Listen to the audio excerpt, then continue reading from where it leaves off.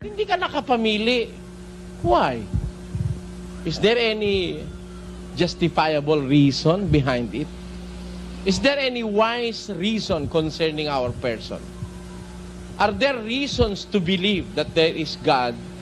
There is one supreme being who created all of us. Sa oras na ito mga kaibigan at mga babayan, narito na naman po muli ang programang Expose the Truth upang magpahayag po ng mga salita ng Diyos para sa mga taong nagsusuri at makaalam ng katotohanan tungkol po sa kaligtasan at sa mga katotohanan tungkol po sa Diyos. Kasi mga kaibigan, hindi po lingid sa atin na marami pong mga nagdududa tungkol po sa Diyos, lalong-lalong itong mga ateista na kung saan hindi po sila naniniwala na meron Diyos na lumalang sa mundo at sa mga tao. Kasi ang paniniwala po nila mga kaibigan ay basta na lang ang mundo ay pumutok, yung tinatawag nilang Big Bang, na kung saan ay may isang bagay na pumutok and then yung pumutok na yon basta na lang nag-create ng kung ano-ano. Medyo malabo po yun mga kaibigan. Sa video na aking gustong bigyan ng reaksyon dito mga kaibigan na i-share sa inyo, ay ito po mga kapatid ay makikita natin kung alin po ang totoo. Yung mga hindi naniniwala sa Biblia, maaaring pakinggan po ninyo ito, maaari pong tignan po natin ito kung paano, kung ano ang katotohanan. At ganun din sa mga relihiyon na ang paniniwala ay yung Diyos, siya rin yung Ama. At yung Ama, siya rin yung Kristo. Isa lang. Yun ang paniniwala po ng iba. At mga iglesia ni Kristo naman ay ang Diyos Ama lang ang Diyos at si Kristo hindi Diyos kundi tao. Lahat ng yan mga kaibigan ay makikita natin kung ano po yung katotohanan. So, para hindi na po tayo masyadong mahabaan, narito na po mga kaibigan ang video ng ating kapatid Nelly na gusto kong bigyan ng reaction video.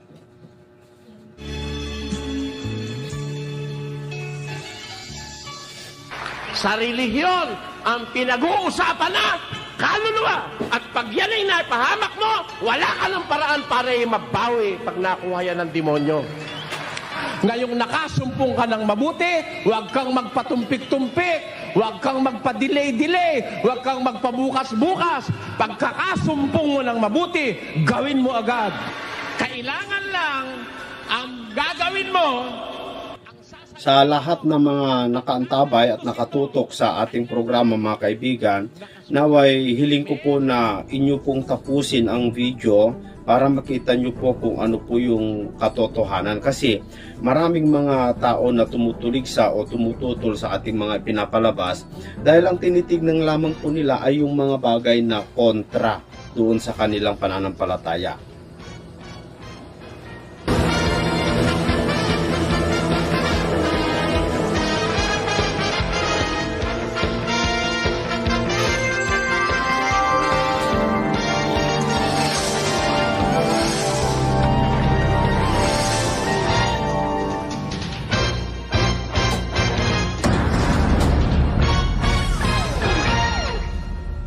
Ang iniwan ko sa inyo, hindi tayo kontento doon sa nasabi na ako ay for one. Hindi po ako masyado pang kumbinsido doon sa ating napag-aralan ni makakasapat na yon para sa isang nagdududang puso ng tao tungkol sa eksistensya ng Diyos. Meron kasing mga tao kung araw, kung talaga ikang may Diyos, bakit kung kailan aanihin yung palay at saka ikabagbabaha, nasisira ang palay? Kung talaga may Diyos, ba't pinahihintulutan yung mga mahihirap, maapi? Ayun. Para bang lahat ng mga bagay na hindi dapat sa paniwalaan, isinisisi niya sa Diyos. At ang tao kasi mga kaibigan, kung minsan gusto niya, puro na lang blessing. Hindi niya nauunawaan, hindi nauunawaan ng mga tao kung bakit may trahedya, kung bakit may bagyo, may lindol o ano pa man mga kaibigan. Minsan kasalanan din ng tao dahil sa kasawapangan, dahil sa ganid na nasa puso ng tao. Kaya yung mga disaster kung minsan bunga po yon ng ating sobrang kasakiman, mga kababayan, tulad yung pagputol-putol ng kahoy dyan po sa gubat. Malaking climate change ang nangyayari dahil sa kagagawan po ng mga malalaking pabrika, yung mga usok. Yun kasi yung nagpapabago ng panahon eh. Kaya dapat wag natin isisi lahat sa Diyos. Ginagamit niyang pruweba na yun ay mga patutuo na walang Diyos. Yun ang kanyang ginagawang paraan. Yun ang pinakamasama. Ngayon, itutuloy natin ang ating pagsusuri doon sa bagay na yon na ano ang pinakamalaking pruwebang makukuha natin na mayroon ng Diyos. Yan po ang aking ipinangako at gusto kong agad na umpisahan ang bagay na ito. Alam nyo, mga kapatid, mayroong isang bagay na sinasabi sa Biblia na walang katimbang na magpapatutuo na may Diyos. Pakinggan nyo sa Mateo 24. Ang langit at ang lupa ay lilipas. Ayan. Ang sabi ni Jesus, ang langit at ang lupa lilipas. Hindi ho ba, nung pinag-aralan natin nung nakaraan, nakita nating may Diyos, ang pruweba yung kanyang nilikha. Nabasa natin sa 19 ng awit na yung kalawakan nagpapakilala ng kaluwalhatian ng Diyos. Yung kalangitan nagpapahayag ng gawa ng kanyang mga kamay. Ito rin lupang ito, nagpapatutuo sapagkat ang nagpapatutuo dun sa gumawa, yung ginawa. No. Nabasa na po natin yan, Roma 1:20. Pero, yung palang ating ginamit na patutuo, na mayroon ng Diyos na gumawa, yung kanyang ginawang langit at lupa, ayon kay Kristo, lilipas yun eh. Therefore, yung ating ginamit na patutuo, masasabi nating matibay na patutuo for the meantime. Ngayon, habang nakikita natin ang langit at ang lupa. Pero, ayon sa ating Panginoong Hesus, yung langit at lupa lilipas. Ganun lang ba yun? Meron ba siyang ibig ituro sa talatang ito? Pakinggan niyo po ang tinasabi. Ulitin natin saka po natin ituloy. Ang langit at ang lupa ay lilipas. Datapwat ang aking mga salita ay hindi lilipas. Meron palang mas matibay kaysa sa langit at sa lupa. Do you agree with me that there is something more durable, enduring than the heavens and the earth? Sabi ni Kristo, the heavens and the earth shall pass away, but my words will not pass away. My words will endure. My words, ang aking mga salita, ay hindi lilipas. Kaya, kung ang langit at ang lupa bilang nilikha ng Diyos ay matibay na patutuo ng eksistensya ng isang makapangyarihang supreme being, divine providence, o kaya God Almighty na tinatawag, kung sa iba't ibang kaparaanan ng pagtawag, meron pa palang mas matibay na pruweba sa existence ng isang supreme being. Hindi lang yung langit at lupa ang matibay na pruweba sapagkat ya'y lilipas. Meron pang isa na mas matibay, yung salita ng Diyos. Ang salita ko, ang wika ni Jesus, ay hindi lilipas. Yung salitang sinasabi ni Jesus, kanino galing yon? Pakinggan nyo sa 12:49 ni Juan, ganito ating mababasa. Sapagkat ako'y hindi nagsasalita na mula sa aking sarili. Nagsasalita rito si Jesus. Sabi ni Jesus, hindi ako nagsasalita na mula sa aking sarili, kundi ang Ama na sa akin ay nagsugo ay siyang nagbigay sa akin ng utos kung ano ang dapat kong sabihin at kung ano ang dapat kong salitain. Nakita nyo? Kung siya rin yung Ama, ba't naman sasabihin niya pa yan? na ako hindi nagsasalitang mula sa aking sarili. Ang amang nagsugo sa akin, siyang nagbigay ng utos kung ano dapat kong sabihin at kung ano dapat kong salitain. O therefore, hindi po siya nag-iisa pala. Kung siya rin yung ama, ba't naman niya sasabihin, hindi siya nagsasalita na mula sa kanyang sarili, siya rin naman yung ama. Lalabas, nonsense naman yung Kristo, di ba? Kaya... ito, mga oneness, si Mark Umbaw. Ito yung, sagutin po ninyo, ito yung ipaliwanag po ninyo. So, ito yung nagpapatunay na iba yung ama, iba yung anak. Kasi, si Kristo, isinugo ng ama. At saka, mas dakila pa nga ang ama Ito yung hindi mauunawaan ng mga oneness, katulad din ni Kibuloy. Iba yung ama, iba yung anak. Si Kristo ang anak. At sabi nung anak na si Jesus, ako hindi nagsasalita ng mula sa aking sarili. Nakita nyo. Kaya, yung salita ni Jesus na sinabi niyang, ang salita ko'y hindi lilipas, salita po ng Ama sa langit yun. Ipinasasabi lang sa Kanya. Hindi ako nagsasalitang mula sa sarili, kundi ang Ama ang nagbigay sa akin ng utos kung anong sasabihin ko o anong sasalitain ko. Proving na yung sinasabi niya hindi galing sa kanya sarili, kundi galing sa Ama. Kung ang salita ng Diyos ay isang matibay na pruweba ng existence ng Diyos, eto ngayon ang ating aalamin. Paano pinatutunayan ng salita ng Diyos ang pag-iral ng isang talagang Diyos na buhay, makapangyarihan sa lahat? Paano magagamit na patutuo yung salita ng Diyos sa pag-iral ng isang Diyos na buhay? Pakinggan nyo, gusto ko kunin yung lohika, mga kababayan, sa sinabing ito ni Apostol Pablo sa Hebreo Kapitulo 1 at versikulo 1 hanggang 3. Ang Diyos na nagsalita ng unang panahon sa ating mga magulang, sa iba't ibang panahon at sa iba't ibang paraan sa pamamagitan ng mga propeta ay nagsalita sa atin sa mga huling araw na ito sa pamamagitan ng kanyang anak na siyang itinalaga na tagapagmana ng lahat ng mga bagay na sa pamamagitan naman niya'y ginawa ang sanglibutan. Ang sabi po ng banal na kasulatan,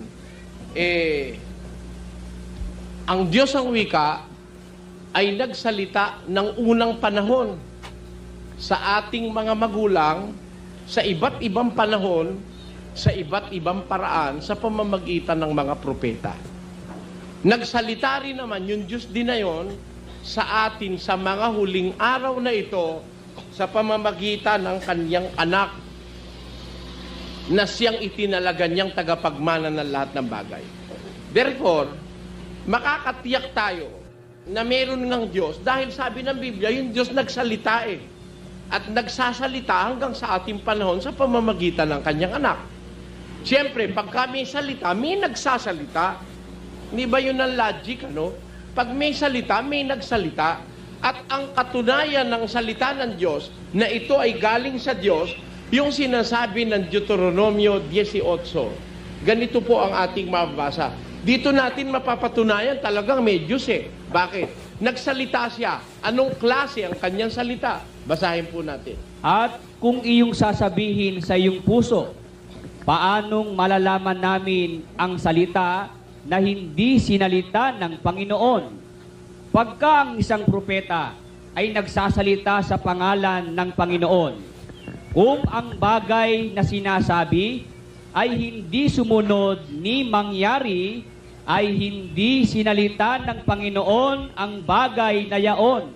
Ang propetang yaon ay nagsalita ng kahambugan. Huwag mong katatakutan siya. Ayan. Sabi mo sa Biblia, kung ang isang propeta nagsasalita sa pangalan ng Panginoon, kung ang kanyang sinasalita hindi sumunod, hindi nangyari, huwag mong katatakutan siya. Ang propeta ngayon, nagsasalita lang ng kahambugan. Mayabang lang yon. Huwag mong katatakutan siya. Ang salita ng Diyos, alam mo kung talagang it proceeded out of the mouth of God. So dito mga kaibigan, para hindi ka po magkasala sa Diyos, dapat huwag kang mag-prophecy na hindi galing sa Biblia. Dapat lahat ng mga ituro mo galing sa Biblia, huwag yung sarili mong kaunawaan, sarili mong katuruan, para hindi ka magiging sinungaling. Kasi ang Biblia po, kumbaga yung Biblia, tapos na yan eh, tapos na. Yung mundo natin, tapos na,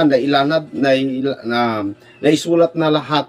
Wala ka nang dapat pang alamin na ibang libro, kundi Biblia lang. Nandyan na lahat yung magaganap sa mundo natin, sa lahat ng mga tao, sa hinaharap, nandyan na lahat sa Biblia. Wala ka nang dapat idagdag pa dyan. Hindi katulad ng mga Katoliko na dagdag sila ng dagdag, bawas sila ng bawas. Kasi maliwanag naman eh, ang Diyos nagsalita sa mga magulang natin sa unang panahon at sa mga propeta sa iba't ibang mga paraan, mga kaibigan. Pero sa ngayon, nagsasalita din ang Diyos sa atin sa pamamagitan ng kanyang anak. Paano yan? Wala na yung kanyang anak. Nasa langit na. Hindi ibig sabihin, hindi na siya nagsasalita kasi andyan naman ang Biblia. Kaya nga, naisulat lahat andyan na, wala ka nang dapat idagdag pa, mga kaibigan, para hindi ka magkasala at hindi ka magiging sinungaling. Baka mag-create ka ng salita na hindi matutupad, matutuklasan ikaw ay sinungaling, bulang propeta. Ang dapat ang gawin ng tao ay magbasa ng Biblia. Kung ano lamang po yung nasa Biblia, yun po ang ating dapat ibahagi. The words of God proceeding from out of His mouth can be spoken by any medium or any instrument. Kagaya ni Jesus Christ, nagsalita ang Diyos sa magitan ng bibig ni Jesus. Kagaya ni Moses, nagsalita ang Diyos sa magitan ng bibig ni Moses. Nagsalita rin ng Diyos sa pamamagitan ng bibig ng mga apostol. Nagsalita rin ng Diyos sa pamamagitan ng bibig ng mga anghel. Nagsalita rin ng Diyos sa pamamagitan ng bibig ng isang asno, isang donkey. Maraming kinakasangkapan ng Diyos para yung kanyang salita'y mahayag sa tao. Pero para makita mo, ang pruwebang galing nga sa Diyos yung salita, it is proceeding out of the mouth of God, mayroon daladalang pruweba yon. Anong pruweba nun? Nangyayari yon. Pagka hindi sumunod, hindi nangyari, hindi sinalita ng Panginoon ang salitang yon. Mga false prophets na nagdadatingan sa ating panahon, nakadyaryo pa yan.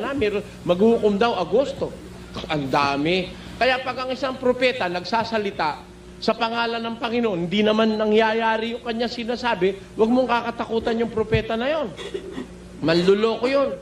Di ba ibig sabihin nun hindi sa Diyos na galing yan salita na yan? Kasi sabi sa Biblia, ang isa sa mga pruwebang yan salita ng Diyos na nangyayari. Bakit? Ano po ba ang garantiya pag ang salita'y galing sa Diyos? Pakinggan nyo sa Lucas 1:37. Ganito ating mababasa. Sapagkat walang salitang mula sa Diyos na di may kapangyarihan. Kita nyo, walang salitang mula sa Diyos na di may kapangyarihan. Pagka ang salita galing sa Diyos, may daladalang kapangyarihan. At yun ay nangyayari. Umiepekto. Nagkakaroon ng katuparan sa panahong ukol at sa kinauukulan. Pero, pag ang isang makakangaral nagsabi, salita raw yun ng Diyos, di naman sumunod, di naman nangyari, nanloloko lang yung ministro na yon, nagpapayaman lang yon, dadalin lang kayo nun sa impyerno. Huwag kayong susunod sa ganon. Kung gusto nyo mapunta ng langit, hindi naman natin maiaalis, talaga mayroong biyaheng papuntang impyerno at maraming sumasakay sa biyahe na yon. Mas marami nga ron Alam nyo, mas puno yung barko papunta sa impyerno kaysa sa papunta sa langit. Pakinggan nyo. 7 ni Mateo. Ganito po ating mababasa. Kayo'y magsipasok sa makipot na pintuan. Bakit? Sapagkat maluwang ang pintuan at malapad ang daang patung sa pagkapahamak at marami ang dooy nagsisipasok sapagkat makipot ang pintuan at makitid ang daang patungo sa buhay at kakaunti ang nakakasumpong noon. Kita nyo, mas kokon. Yung mga Katoliko, malapad ang daan po nila kasi kahit anong gawin mo dyan, hindi ka ititiwalag at hindi ka pagbabawalan. Sabi nila, bawal din ang masama pero hanggang sa salita lang. Hanggang sa salita lang, mga kaibigan. Kaya maituturing natin na ang Iglesia Katolika ay isa sa mga malapad na daan patungo sa kapahamakan. Kunti yung papunta sa buhay. Kasi marami ngayon gusto naloloko eh. Ayaw nila umalis doon. Pero kung talagang tayo may takot sa Diyos, dapat nating maintindihan. Meron talagang mga tao ayaw talaga sa tama. Mas gusto papunta sa biyahe sa impyerno kaysa sa biyahe papunta sa Diyos. Pero kung gusto mo talagang papunta sa Diyos, pag nahalata mo ng yung pastor mo yung naloloko, layasan mo. Andiyan ka pa rin, mali-mali na. Sabi, sa Diyos yung sinabi niya, hindi naman nangyayari. Hindi naman totoo. Ang pruweba kasing sa Diyos yun, sabi ng Biblia, pag galing sa Diyos, mangyayari. Walang makakatutol. Pakinggan nyo itong salitang ito kung may makakatutol dito. Sa Hebreo, ganito ating mababasa. Pag-ingatan ninyong kayo huwag tumanggi sa nagsasalita. Sapagkat kung hindi nakatanan ang mga nagsitanggi sa nagbalita sa kanila sa ibabaw ng lupa, ay lalo pa tayong hindi makakatanan na nagsisihiwalay doon sa nagbabalitang buhat sa langit. Dalawang klase yung nagbabalita, akala nyo, ng balita. May balitang galing sa, ang nagbabalita ay nasa lupa. Ngayon, si Moises, nang magbalita siya, galing sa lupa si Moises, no? Pero yung ibinalita niya, ayaw paniwalaan ng mga Ehipsyo. Ayaw din paniwalaan ng ibang Israelita. Hindi sila nakatakas doon sa nagbabalitang galing sa lupa. Hindi sila nakatakas. They were not able to escape the consequences of their unbelief. Yung nangyari sa kanilang kapahamakan sa lahat ng hindi naniwala kay Moises. Sabi ni San Pablo, mag-ingat kayong tumanggi sa nagsasalita.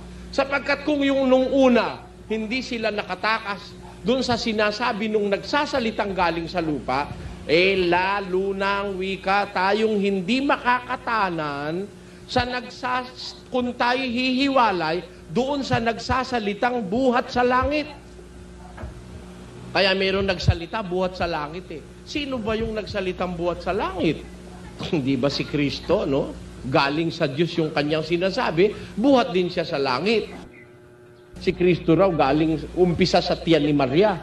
Mali naman paniwala yung galing sa tiyan ni Maria doon nag-umpisa. Si Kristo may pinag-umpisahan. Basa sa 38 ni Juan. Sapagkat bumaba akong mula sa langit, hindi upang gawin ko ang aking sariling kalooban, kundi ang kalooban ng nagsugo sa akin. Tanyo, saan nang galing si Jesus? Bumaba ako. I came down from heaven. Not to do my own will, but to do the will of Him who sent me. Sabi niya, bumaba ako mula sa langit. Kaya si Kristo galing sa langit. Pati balita niya galing din sa langit. Hindi ka pwedeng makatanan dyan. Yan ang isa sa mga pruwebang ang salita galing sa Diyos eh. Hindi mo matatakasan, hindi mo matatananan. Anong katunayan? Tuloy natin yung binabasa. Pag-ingatan ninyong kayo huwag tumanggi sa nagsasalita. Bakit? Sapagkat kung hindi nakatanan ang mga nagsitanggi sa nagbalita sa kanila sa ibabaw ng lupa, ay lalo pa tayong hindi makakatanan na nagsisihiwalay doon sa nagbabalitang buhat sa langit, na ang tinig na yaon ay nagpayanig noon ng lupa. Datapwat ngayon nangako siya na nagsasabi, minsan pang yayanigin ko, hindi lamang ang lupa, kundi pati ng langit. At itong salita, minsan pa ay pinakahuluganan ang pag-alis niyang mga bagay na niyanig, gaya ng mga bagay na ginawa upang mamalagi ang mga hindi niyanig. Ano po yung salita nung galing sa langit na hindi matututulan ng tao? Sabi nung salita, niyanig ko ang lupa. Meron ba makakatutol pag niyayanig ng Diyos ang lupa? Pati nga yung hari Hindi ba totoo, mga kapatid? Pati hari. Yung naganap na nga lang, mga kaibigan, na pagyanig dyan po sa India ay talagang kalunos-lunos, mga kababayan, ang nangyari, no? Kung saan ay napakarami pong nasirang building, gusali, napakarami ding mga taong namatay dahil sa pagyanig, napakatinding pagyanig. Kaya tama yung sinasabi ni kapatid Nelly, hindi tayo makakatutol, hindi natin matututulan kung may trahedya na magaganap dito sa ating mundo. Kasi mga kaibigan, kung minsan ang trahedya galing sa dahil sa gawa ng tao rin, bunga ng kagagawa ng tao, dahil din sa ang Diyos gusto niyang paalalahanan ng tao, kasi ang tao ngayon, mga kaibigan, ay tama yung sinabi ni Kristo na lilipas man ang langit at ang lupa, ang aking salita ay hindi lilipas, kasi lahat ng mga sinabi ni Kristo nagiging totoo. Kaya yun ang patunay na si Kristo ay talagang anak ng Diyos, siya ay isang Diyos na nanggaling sa langit, na talagang ang kanyang mga sinasalita ay nakita niya sa hinaharap na talagang magaganap, mga kaibigan. Hindi tayo makakatutol doon. Ari, pagka lumilindol, di mala kung saan pupunta.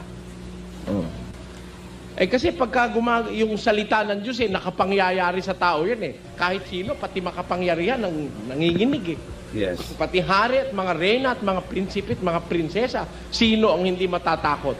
Pagka gumagana yung kapangyarihan ng salita ng Diyos. Sabi ng Diyos, niyanig ko ang lupa. Tutulan nga natin. Sige nga, sabihin natin lahat. Hindi kami naniniwala, Diyos, na mayayanig ang lupa. Hindi. Sige.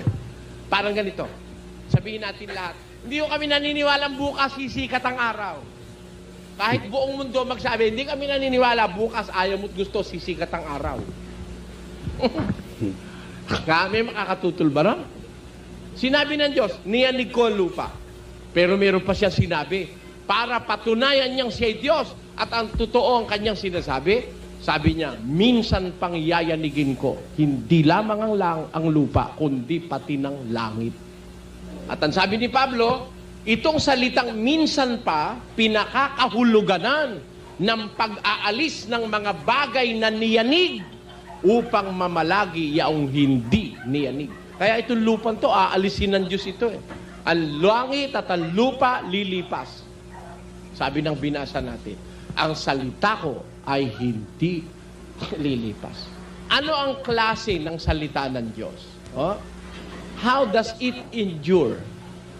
How durable is the Word of God? Pakinggan nyo sa awit, ganito ating mababasa.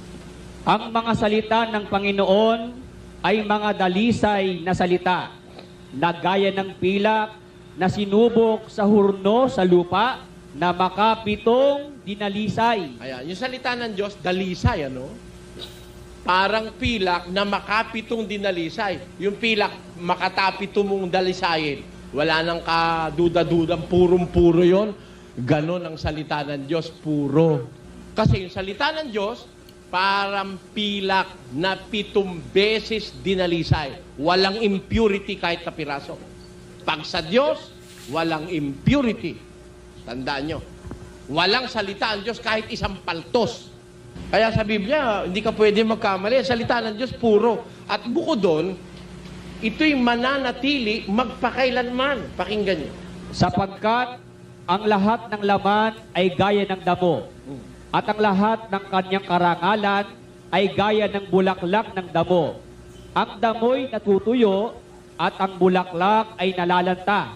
Datapwat, ang salita ng Panginoon ay namamalagi magpakailanman.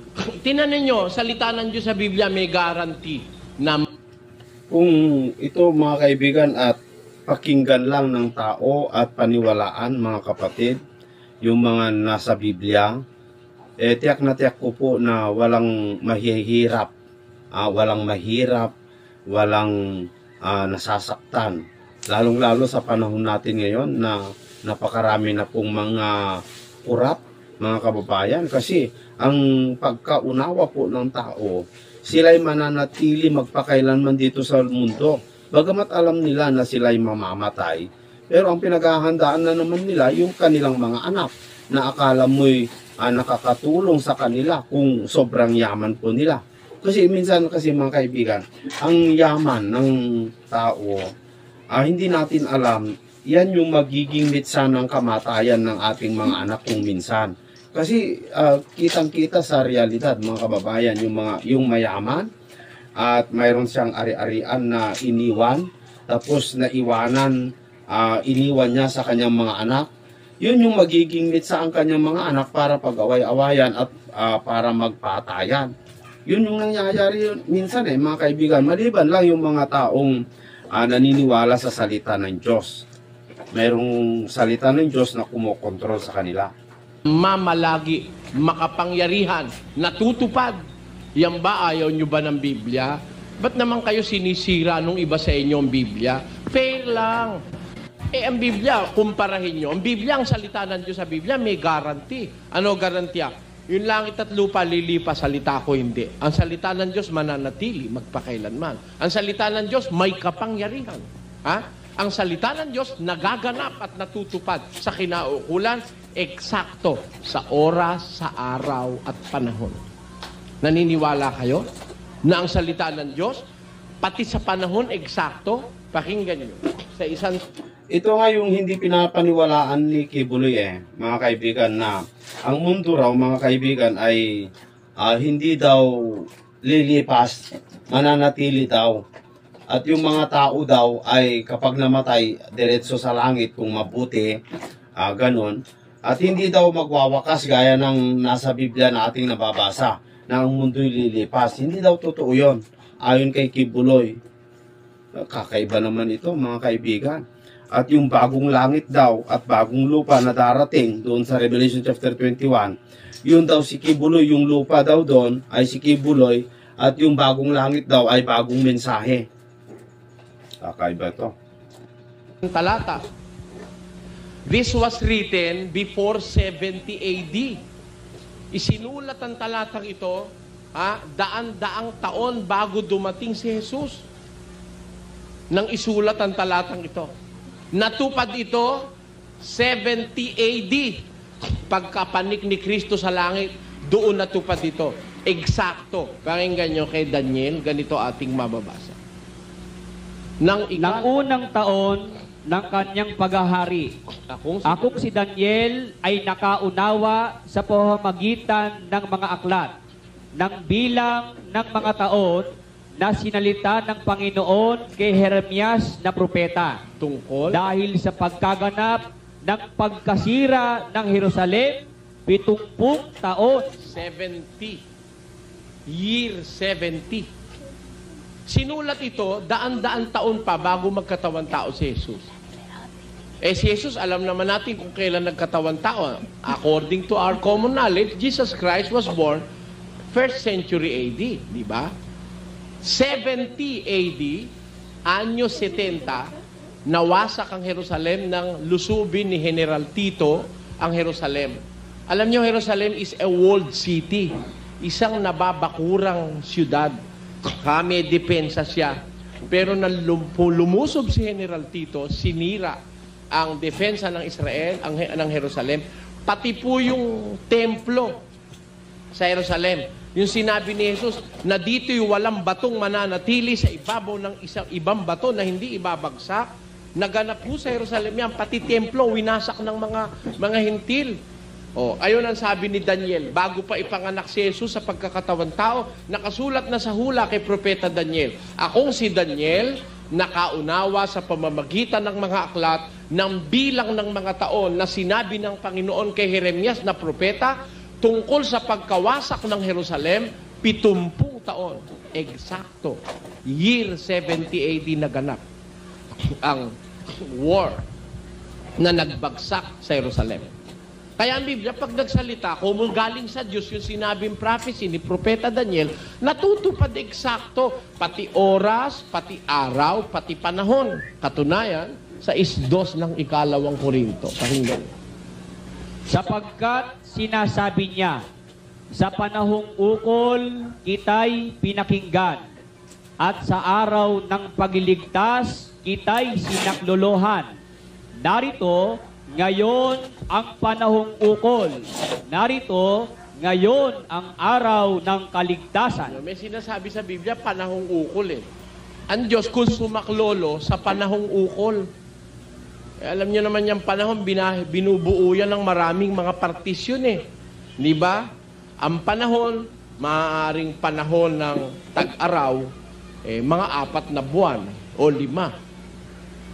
Yun naman buwan, binubuo ng mga linggo. Yung linggo, binubuo ng mga araw. Yung araw, binubuo ng mga oras. Yung oras, binubuo ng mga sandali. At yung mga sandali, binubuo ng mga kisap mata. Mga seconds. Ang Diyos hindi nahuhuli, pati sa segundo sa isang kisap mata may nagagawa ang Diyos Pakinggan niyo ang pruweba. Halimbawa, mababangga ka na. Isang kisap mata na lang, mababangga ka na. Kala mo ba mahuhuli ang Diyos doon pagka ililigtas ka niya, hindi mahuhuli? O, katunayang may magagawa ang Diyos sa isang kisap mata. Pakinggan niyo. Narito, sinasaysay ko sa inyo ang isang hiwaga. Hindi tayong lahat ay mga tutulog, ngunit tayong lahat ay babaguhin. Sa isang sandali, sa isang kisap mata, sa huling pagtunog ng pakakak, sapagkat tutunog ang pakakak at ang mga patay ay mga bubuhay na mag-uli na walang kasiraan at tayo'y babaguhin. Tingnan ninyo yung pagbabangon ng mga patay, yung tinatawag na resurrection, at yung pagbabago, yung transformation of the believers, mangyayari yun sa isang kisap mata. Sa isang sandali, sa isang kisap mata. Kaya ang Diyos, pati oras niya, eksakto, pati segundo Dapat naman kasi, alam niyo yung mga gumagawa ng time bomb, pati segundo nun, eksakto. Naniniwala po kayo? Yung pagsabog ng bomba, pati segundo, eksakto Kung ang tao, eksakto pati sa segundo, lalo na ang Diyos na may-ari ng panahon. Kaya pag sinabi ng Diyos yung kanyang hula, masusunod yon sa eksaktong oras, araw, segundo, minuto, panahon. Yan po ang dapat nating maintindihan. Yun ang pruwebang yung salita sa Diyos. Pati segundo, eksakto. Yun ang katangian ng salita ng Diyos Yun ang pinakamatibay na pruwebang may Diyos. Bakit? Alam niyo ba yung kahulugan ng salita, yung salitang Diyos? Sa Ebreo po, yung salitang Diyos, yung salitang Yaba, parang ganun, ang kanyang kahulugan, siya na nagpapangyari. He who causes to become. Siya na nagpapangyari. Kaya, ang pangyayari, dependiente sa kagustuhan ng Diyos. Kaya tiyak na mangyayari pag sa Diyos pag hindi sa Diyos, di mangyayari. Huwag ka matatakot dun sa nagsalita nun. Nanloloko lang yon. Alam mo, nagpapahanga lang yon, tsamba-tsamba. Kung tayo mapaniwalain sa mga marami ngayon, nananakot lang Pero para wag kayo maligaw, ang salita ng Diyos, eksakto. Tiyak na tiyak kung magaganap sa eksaktong oras at panahon. At yung salita ng Diyos, kung siyang nagaganap siya, wala siyang paltos, yun ang pinakadakilang pruweba sa lahat. That is the very great proof. The greatest proof na meron ng Diyos. Ang dain sinabi ng Diyos, hindi naman natin matututulan Eto, isa. Kung atin na yung salita ng Diyos, di matututulan. Pati hari, di makatutuli. 32:39. Tingnan ninyo ngayon. Sige, tingnan nyo. Sino may paningin? Tayo lahat meron? Tingnan nyo. Ano ang titingnan natin? Tingnan ninyo ngayon na ako, sa makatwid bagay, ako nga, at walang Diyos sa akin. Kanyo, sabi niya, walang Diyos sa akin. Pinakamataas Sino pa ba ang Diyos niya? Wala na siyang kinikilala pang Diyos na mataas pa sa kanya. O ano sabi ng Diyos na makapangyarihan sa lahat? Tuloy. Ako'y pumapatay at ako'y bumubuhay. Ako'y sumusugat at ako'y nagpapagaling at walang makaliligtas sa aking kamay. Hindi ba yung salita na yun sinasakop lahat, ano? Walang makakaligtas sa kamay ko. Sino sa inyo ngayon ang tataas ng kamay na tututulan niya yon? Sabi ng Biblia, tingnan ninyo ngayon, ako, sa makatwid bagay ako nga. Ako ang Diyos. Walang Diyos sa akin, sabi niya. Ako'y pumapatay, ako'y bumubuhay. Ako'y sumusugat at ako ay nagpapagaling. Nagpapagaling ako, sabi ng Diyos. Walang makakaligtas sa aking kamay. Ako'y sumusugat ako, nagpapagaling ako. Subukan natin. Totoo o hindi? Ako'y bumubuhay. Ako'y pumapatay. O sige, tutulan natin. Ayokong mamatay, Diyos. Sige, sabihin mo. Subukan na. Pag nanigas ka, makatutol ka ba? Hindi. Kaya kung minsan, pararanasin ka ng Diyos, papatay ka, kalahati muna.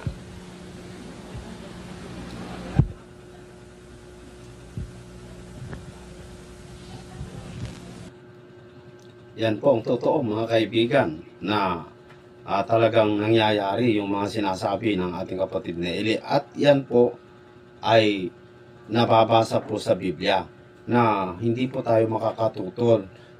Yung Biblia nga mga kaibigan doon po sa Revelation chapter 1 verse 18 na kung saan siya yung nakahawak. Siya yung nakahawak, si Kristo, yung nakahawak ng susi ng kamatayan o kapalaran ng tao. Nasa kamay niya. Doon po sa Job chapter 12 verse 11, nasa kamay niya yung hininga ng bawat bagay na may buhay. Job chapter 12 verse 10 yun, mga kaibigan. Kaya, anong may pagmamalaki natin? Anong may pagmamalaki natin samantalang sa libro ng unang Korinto kapitulo 4 versikulo 7 hanggang 8, ano yung nasa iyo na hindi mo tinanggap? Ano ang katangiang meron ka na hindi mo tinanggap? Pero kung tinanggap mo, bakit mo pinagmamapuri? Sabi ni Apostol Pablo. Mga kaibigan, wala tayong pwedeng ipagmapuri sa Diyos, lalong-lalo yung pinangyarihan ng trahedya na lindol.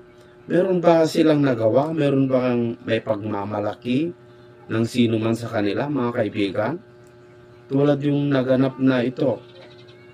Tignan po ninyo mga kaibigan kung ano ang trahedya niyan. Sa ganyang uri ng trahedya, kaya ba ng taong pigilan? Sige nga, mga kaibigan, yung lindol na naganap dyan, ilang tao ang namatay. Nagpapakita lamang po mga kapatid na wala tayong magagawa kung ang Diyos ang kikilos. Hawak niya ang ating kapalaran. Patay kalahati. Pag nakakita ka na ng patay, merong kalahati muna. Pag hindi ka pa naglubay, kain ka pa rin ng kain ng mga bawal, sige, dadalawahin yan. Wala lang matitira. Maniwala ka. Sabi sa Biblia, ako'y pumapatay, ako'y bumubuhay. Ako'y sumusugat, ako ay nagpapagaling. Walang makakaligtas sa aking kamay. O, sino ba pwedeng tumutol doon? Sa salita ng Diyos na yun? Sige nga. Sige. Pwede ho? Wala nga eh. Di, ibig sabihin, totoo.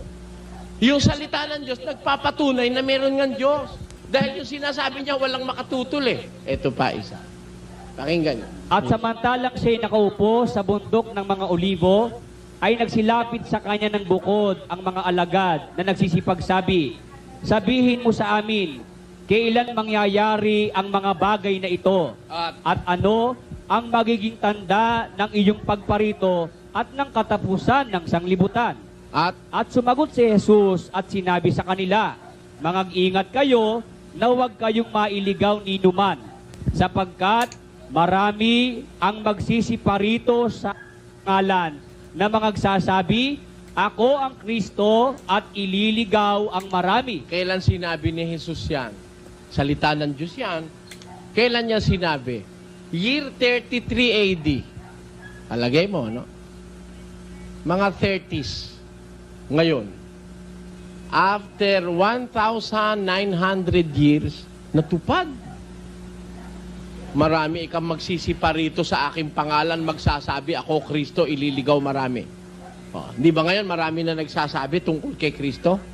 Puro Jesus. Tama-tama sabi ni Jesus Christ, 1,900 years ago, maraming paparito, magsasabing ako ang Kristo, ililigaw ang marami. Anong totoo? Mas marami ho ang ligaw kaysa sa hindi ligaw. Amen?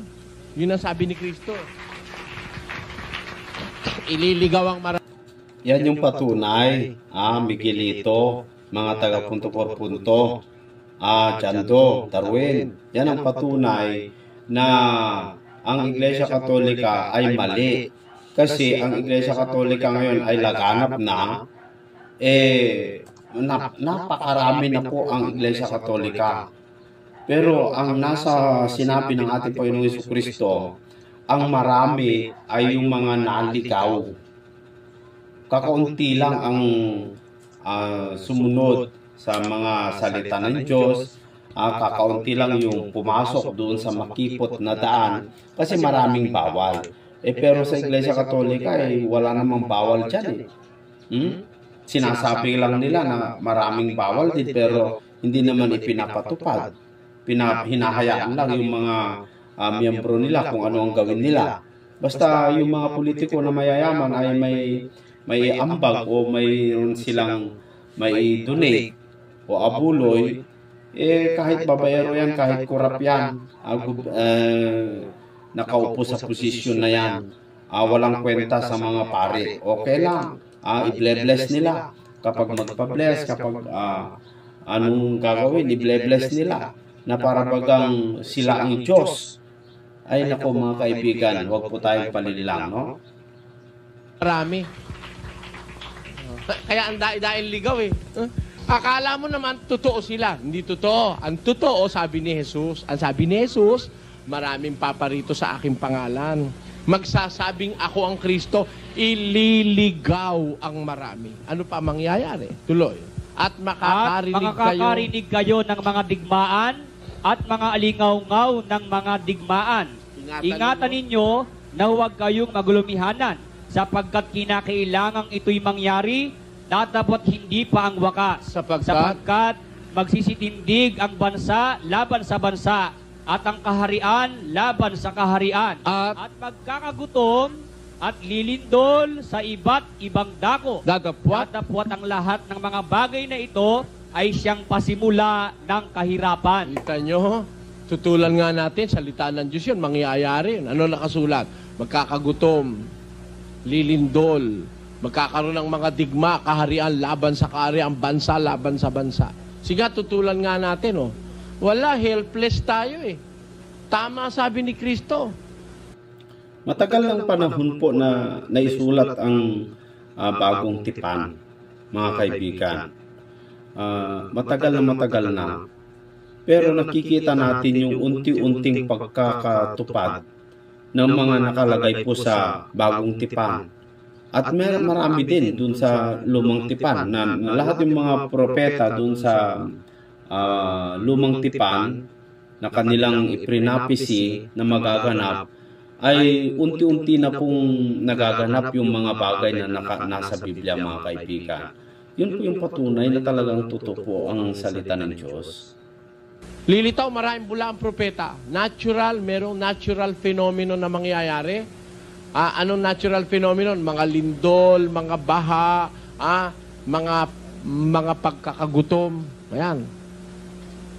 Yun namang sa religious world naman, dadami mga relihiyon. Ang dami. Talagang kung ikaw hindi magsusuri, maliligaw ka sa dami. Iba-iba sinasabi. Hindi naman magkakapareho Di ba? Kaya kailangan magsuri kayo mga kababayan. Huwag kayong basta mag-aabuloy. Tama po yun na maraming mga relihiyon ngayon. Pero iba-iba ang kanilang pagkaunawa at tinuturo. Tama yung sinabi niya na kung hindi ka magsuri, talagang maililigaw ka. Bakit nagaganap lahat yan? Yan ang pruwebang mayroon ngang Diyos. Dahil may salita na nagkakatotoo. Tutuon-totoo. Libu-libong taon ang sinabi. Ngayon nagkakatotoo. Ano ibig ipahiwatig sa atin ng Diyos? Bakit bago pa nangyari, sinabi na niya? Pakinggan nyo. Sa Juan, ganito ating mababasa sa 13.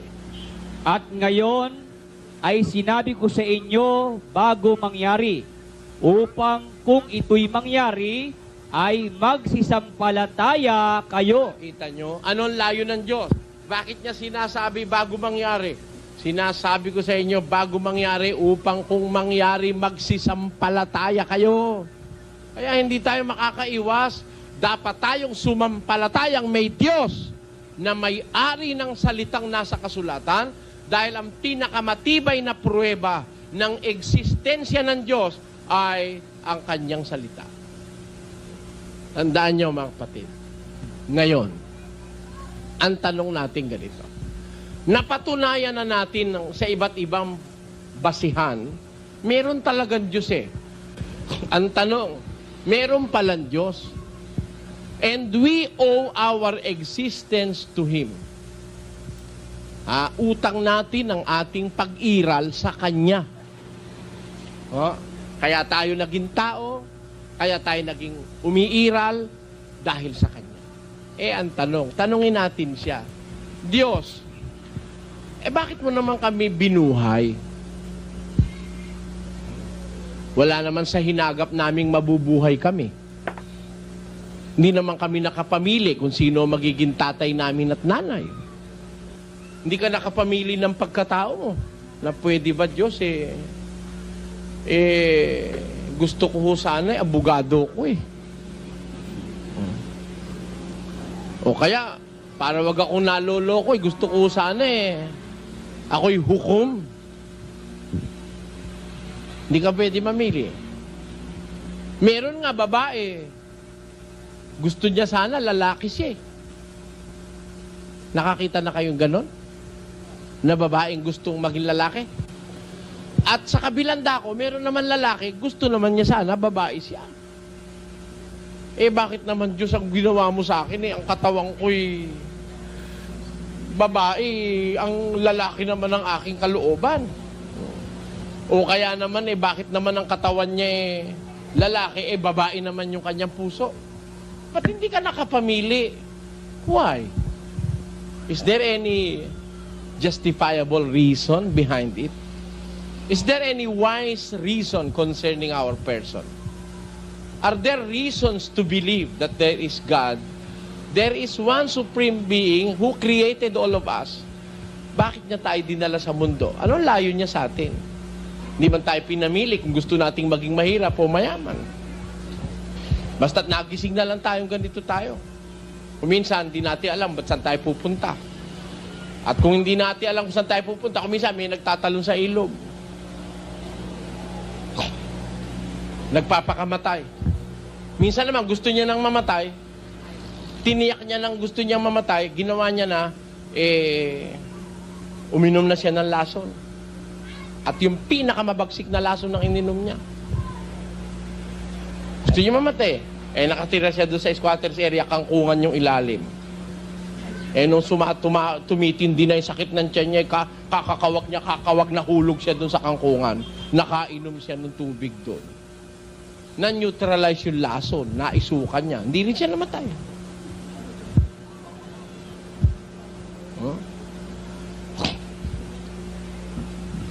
Ba't ganun? Ganun na lang ba ang buhay? Na pagka gusto natin magpakamatay, magpapakamatay tayo. Na pag hindi naman natsyempohan, hindi rin tayo mamamatay. Ayun pa rin, buhay pa rin tayo. Wala na bang ibig sabihin yun, mga kapatid? Ba't tayo mahirap? Gusto naman natin yumaman, di naman tayo makatsyempo. Meron akong kilalang treasure hunter, bata pa ako, nanghahunting na ng ginto ni Yamasite.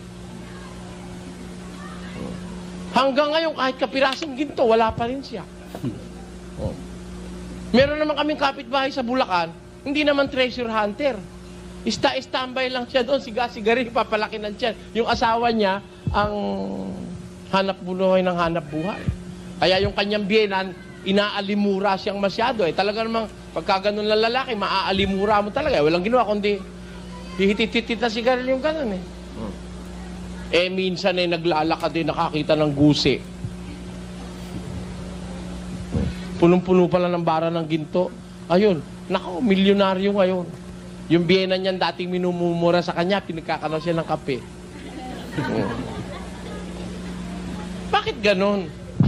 Ganon po kasi ang tao mga kaibigan kung mayaman po yung isang tao, bilib na bilib ang kapwa niyang tao. Tingnan yung Pilipino, ganyan ang ng Pilipino Kapag mayroon pong pupunta rito na isang Amerikano, ang tingin kasi ng Pilipino kapag Amerikano na ay mayaman na. Panay ang pasipsip ang tao kung minsan mga kaibigan, lalo pag mayaman yung nakikita niya.